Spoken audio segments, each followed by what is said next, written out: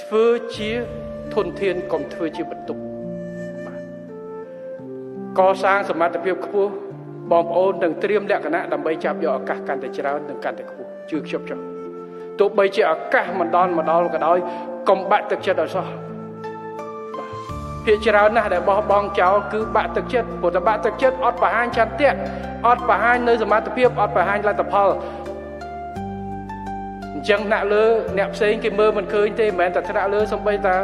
ក្រុមហ៊ុនផ្សេងក៏គេមើលមិនឃើញអញ្ចឹងតើគេថាម៉េចហើយកុំទៅបន្ទោសគេថាមិនផ្ដល់ឱកាសនោះបើគេមើលអត់ឃើញផងគឺថាខ្ញុំពេចតែវាគ្រាន់តែកប់ផុកមកពីគេមិនប្រយកខ្ញុំទៅលាងទឹកបានគេមើលមិនឃើញចុះខ្លួនឯងមិនខំធ្វើយ៉ាងណាអញ្ចឹងអ្វីដែលខ្ញុំនិយាយគឺវានៅតែខ្លួនឯងដដែល